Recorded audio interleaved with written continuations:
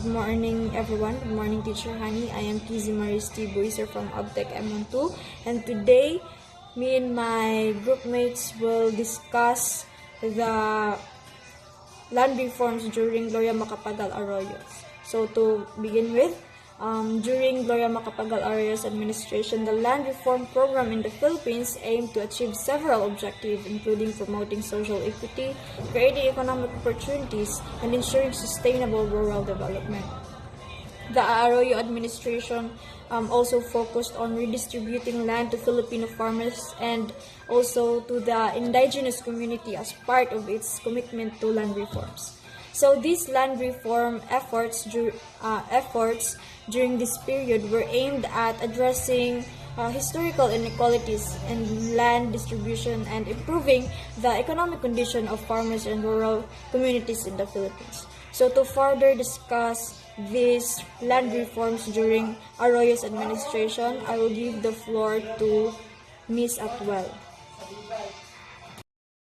During the presidency of Gloria Makapagal Arroyo, the renaming of the Department of Agrarian Reform into Department of Land Reform took place to the Executive Number 364 on September 27, 2004. It covers all the aspects of land reform in the country.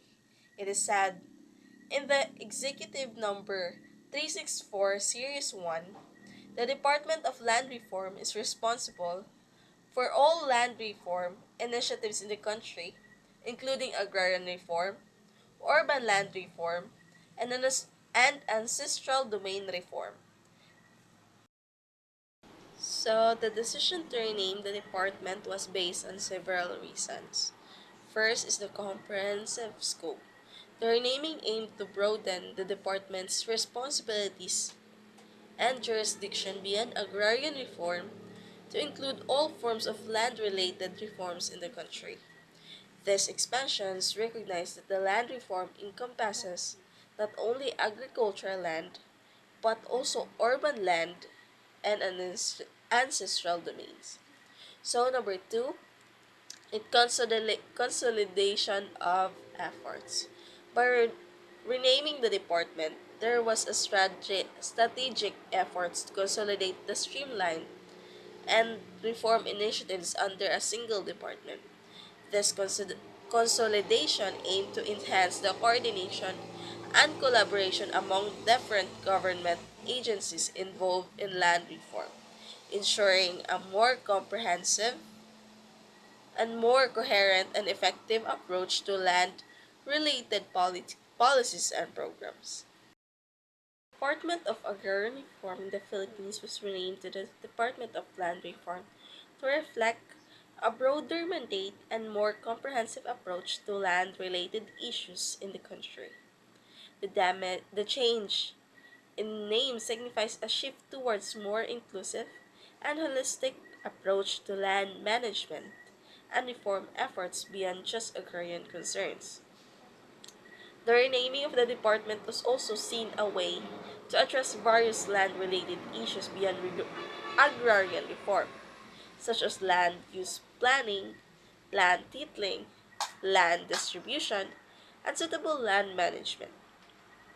By expanding the scope of the department's responsibilities to cover a wider range of land-related issues, the government aims to improve land governance, promote social justice, and enhance rural development in the country. This change reflects the government's commitment to addressing the complexities of land issues in the Philippines and underscores the importance of comprehensive land reform efforts to achieve sustainable development and equitable distribution of land resources. So, it is important to note the department name's change was later reversed and reverted back to being Department of Agrarian Reform through Order number 456 in 2005. This renaming was part of an administrative adjustment, and the department continued to carry out this mandate in implementing agrarian reform programs and initiatives in the Philippines. Like Anna 12 from Optech M12.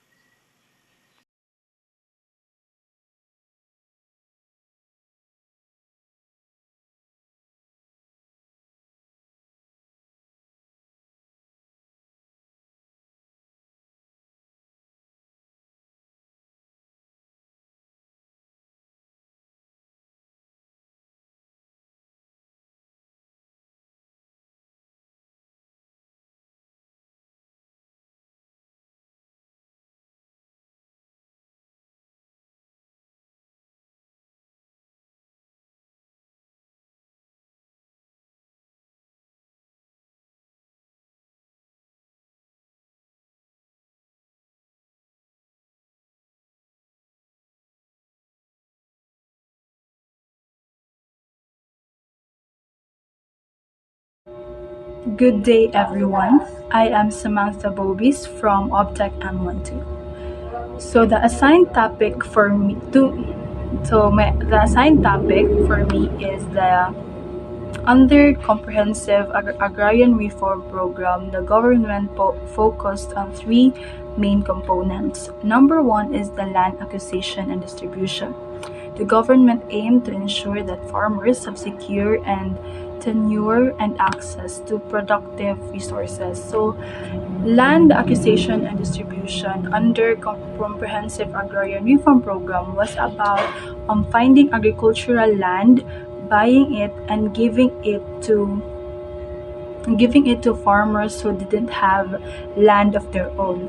This program, this component is mainly for landless farmers or those farmers who don't own a land, basically. The goal of this component was to make sure that these farmers had secure rights to the land that they farmed on and access to resources like support to be tools and support to be successful.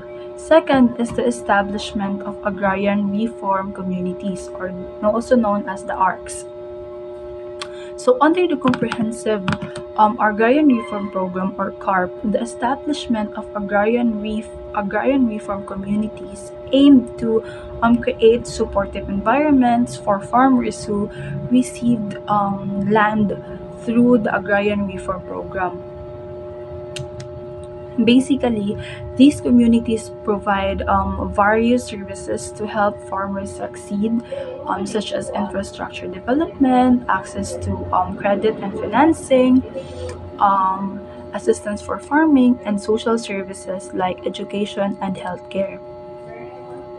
Third is the creation of Kalahe, or the Kapit Bisig Laban sa Kahirapan.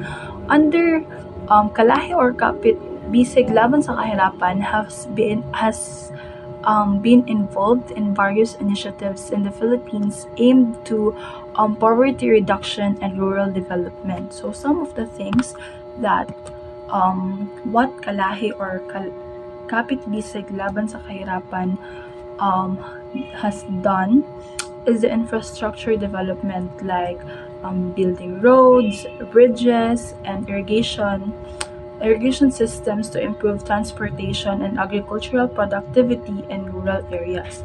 Next is the access to basic services like constructing schools, health centers, and water supply systems to ensure access to education, healthcare, and clean water for residents of rural communities.